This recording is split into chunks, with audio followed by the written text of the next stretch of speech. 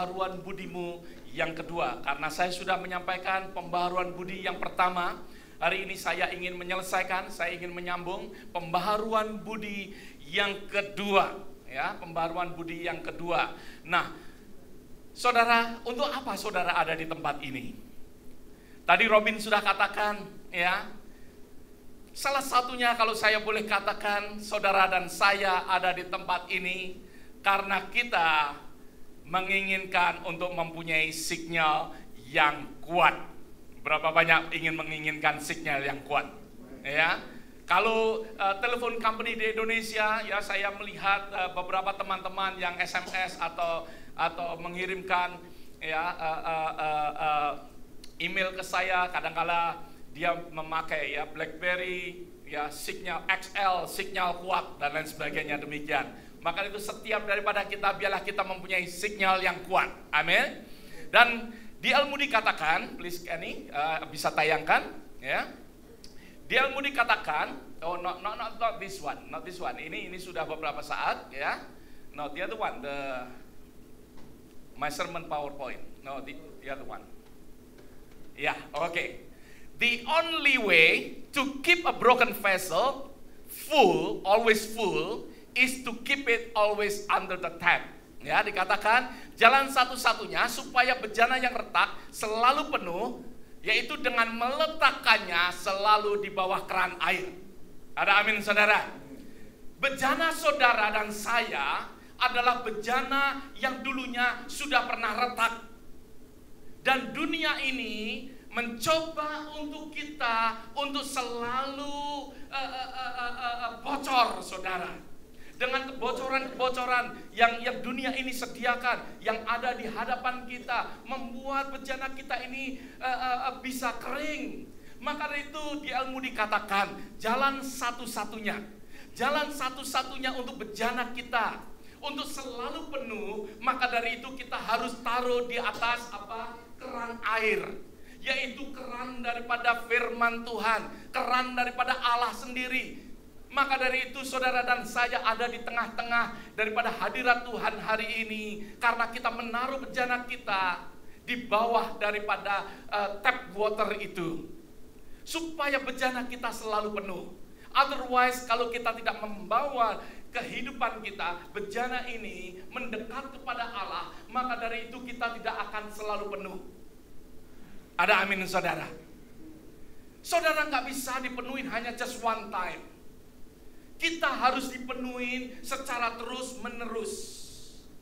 Maka dari itu Tuhan ingin mengalirkan akan airnya di atas kehidupan kita secara terus menerus, supaya bejana ini penuh. Maka itu saudara dan saya, Tuhan katakan bahwa Tuhan mengirimkan Roh Kudus untuk ada di dalam kehidupan kita, supaya bejana ini tetap penuh. Ada amin. Roh Kudus menyertai kita supaya bejana kita ini penuh. Kalau kita lepas daripada Roh Kudus, maka dari itu kita akan menjauh daripada Tuhan. Maka dari itu karena kita ada di tempat ini, supaya kita ini, bejana kita selalu dipenuhi oleh Tuhan. Di dalam pembaharuan budi, pada saat zaman dinasti daripada Ming, mungkin bisa ditayangkan, Kenny. Kaisar Ming membangun akan suatu tembok yang besar, yang saudara kenal dengan Great Wall. Great Wall ini dibangun secara luar biasa, begitu tinggi sehingga tidak ada musuh yang dapat naik.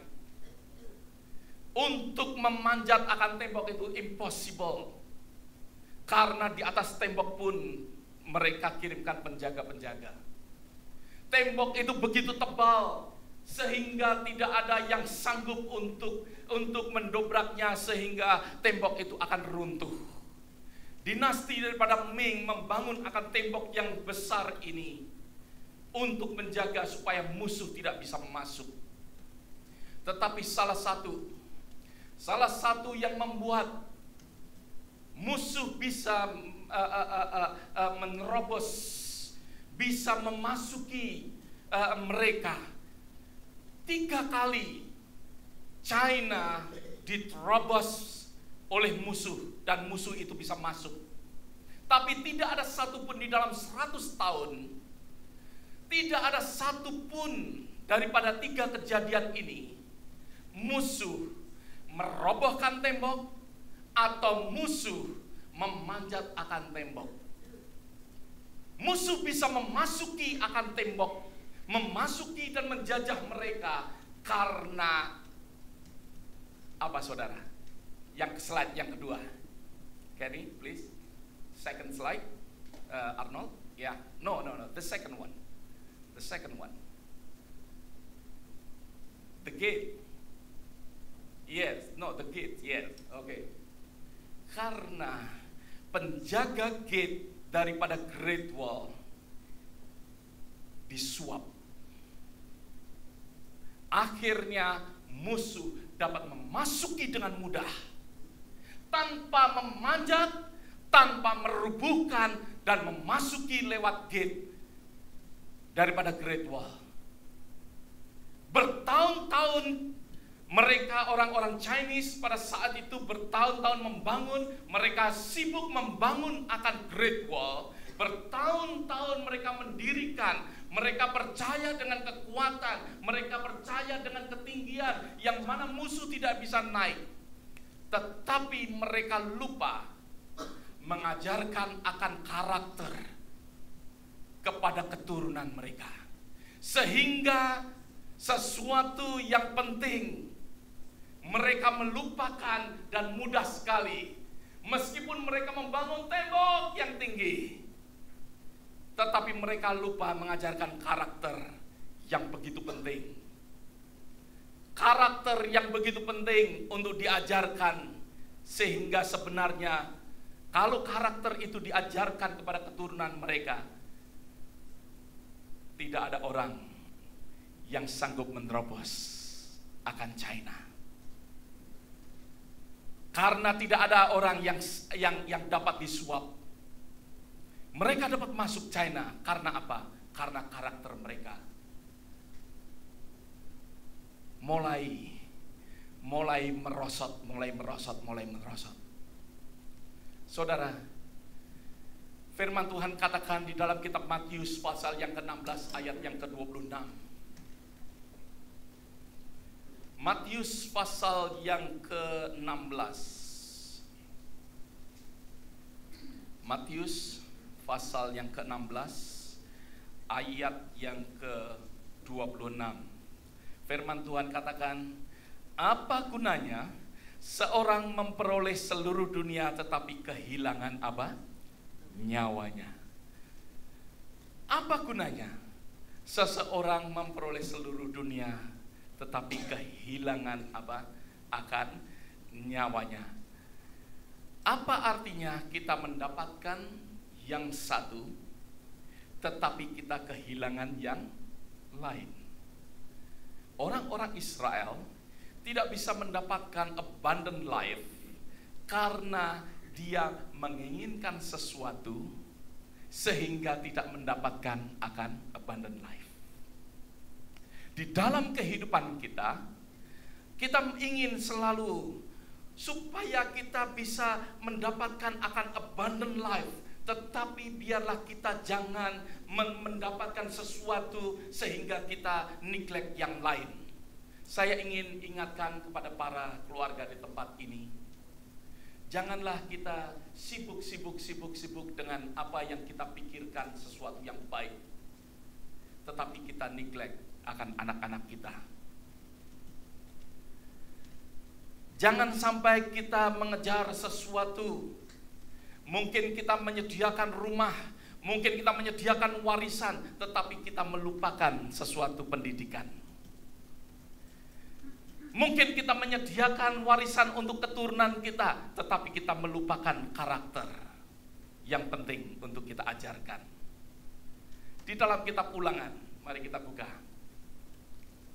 Di dalam kitab Ulangan, ini saya tadi baru saja saya ingat akan hal ini, ya.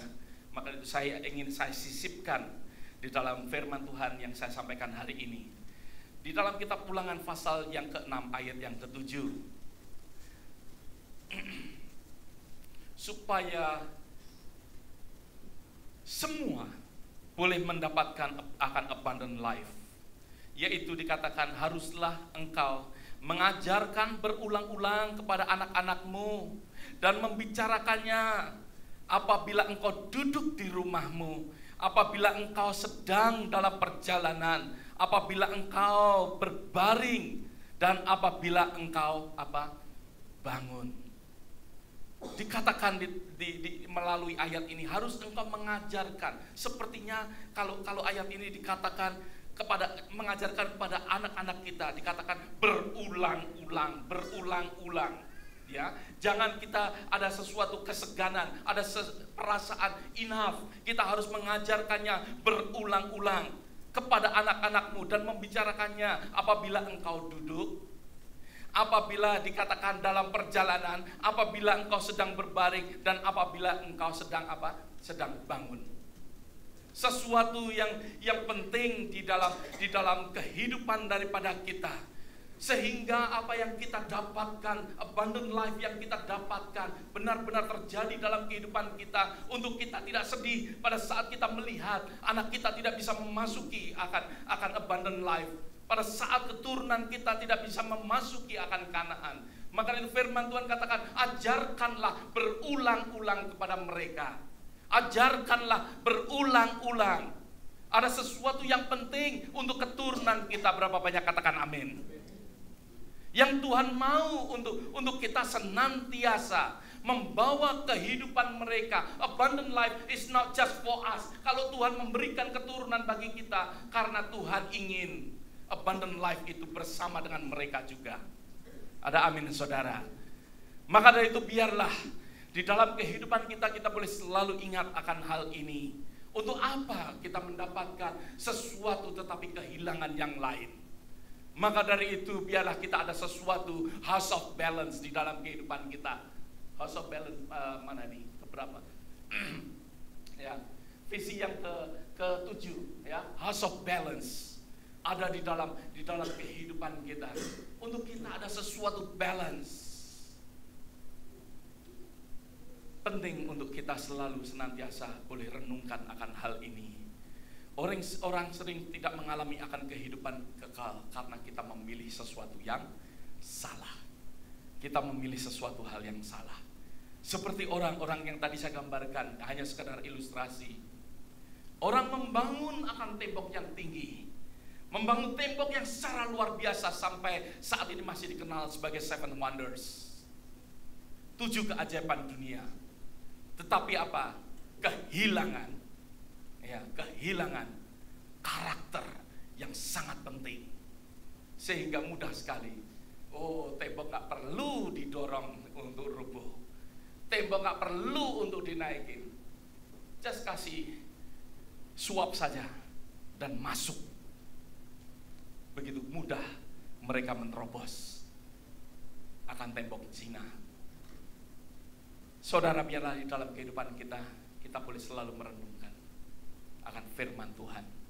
Di dalam kitab Roma pasal yang ke-12. Roma pasal yang ke-12, sebagaimana tema kita di dalam pembaharuan budi ini. Roma pasal yang ke-12. Ayat yang kedua. Roma pasal ke-12 ayat yang kedua. Yang sudah buka katakan amin. Janganlah kamu menjadi serupa dengan dunia ini, tetapi berubahlah oleh pembaharuan budimu.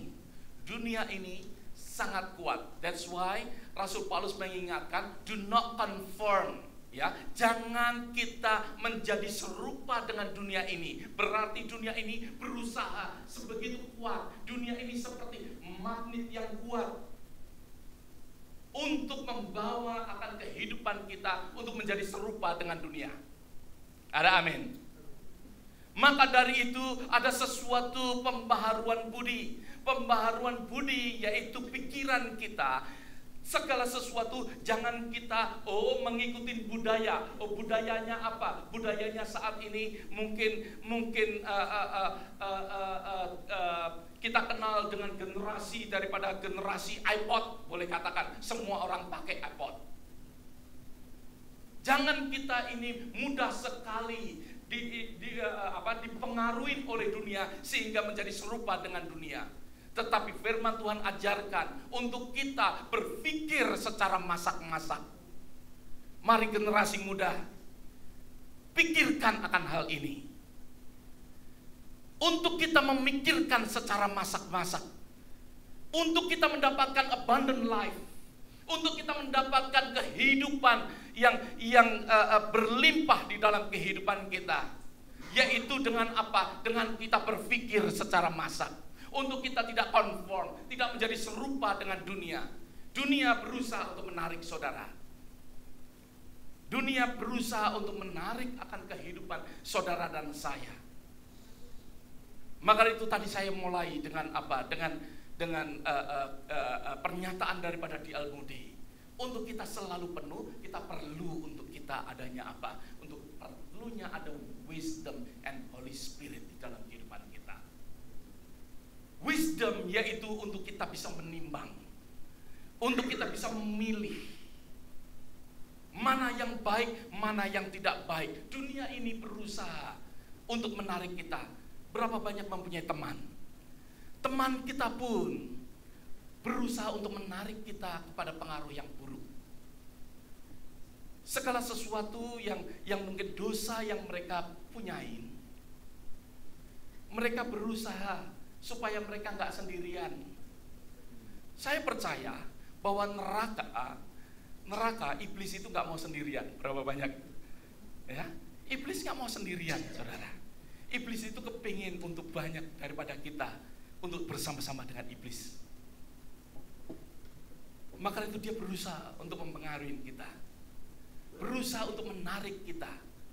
Nah, maka itu Rasul Paulus katakan di dalam kitab Roma ini, jangan kita menjadi serupa, jangan kita mengikuti, jangan kita mudah mengalir, jangan menjadi orang Kristen ya yang mengalir aja lah. Ya, meskipun kita sendiri, gak apa-apa saudara.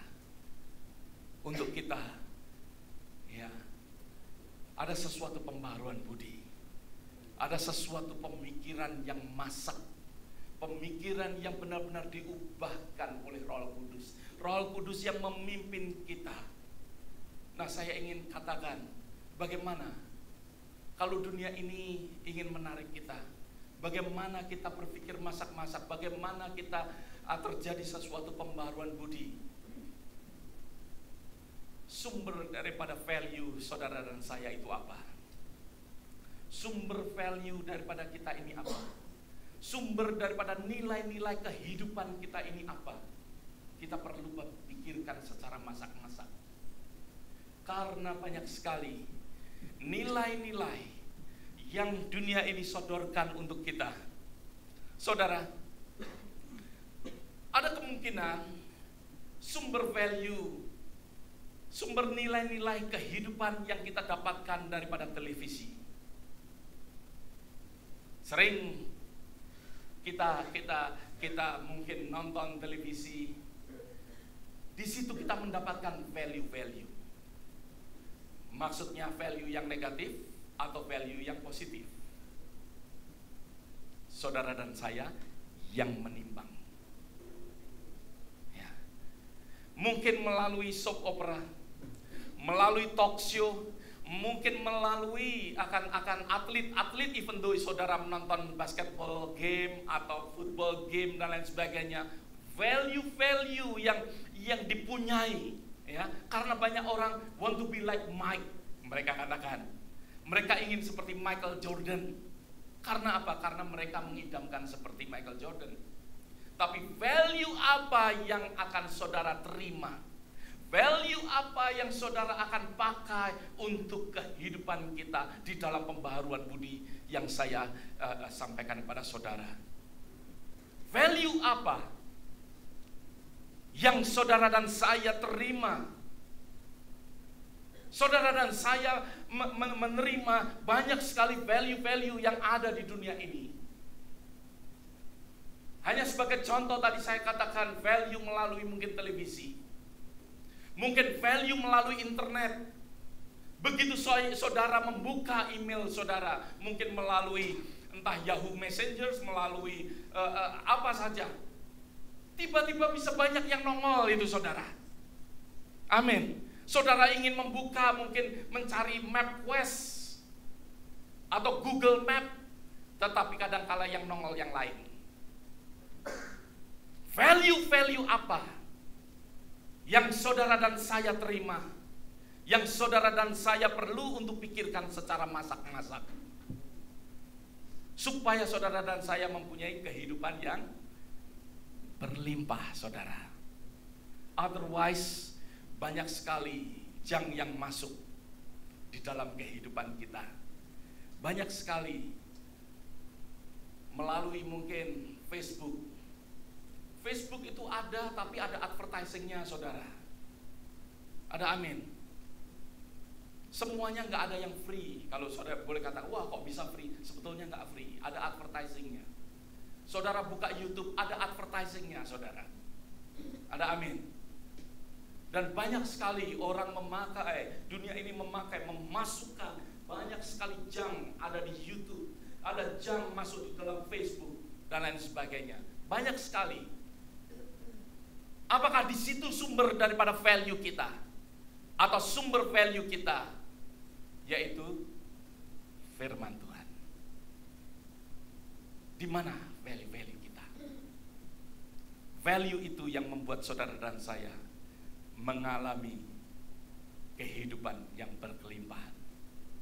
Value-value yang di dalam tadi kita Ulangan, ya, katakan untuk kita mengajarkan kepada anak-anak kita, itu suatu value-value yang akan membawa kehidupan mereka kepada tanah Kanaan. Value-value apa? Saudara, kalau tadi saya berbicara tentang TV, rata-rata orang di Amerika melihat TV, kira-kira saudara akan amazed. Ya, saya hanya perkirakan saja, ya, 750 hours, ya, per tahun. 750, ya, orang di Amerika nonton TV. 750 jam, ya. Nah, kira-kira itu 2 jam sehari. 2 jam sehari, karena 1 tahun yaitu 365 hari. Jadi kira-kira 750 per tahun. Nah, kalau saudara berumur 65 tahun, saya percaya kalau saudara umur 65 tahun, dari sejak lahir saudara sudah nonton TV. Apalagi kalau orang tua saudara ya juga gemar nonton TV, anaknya akan diajak nonton TV.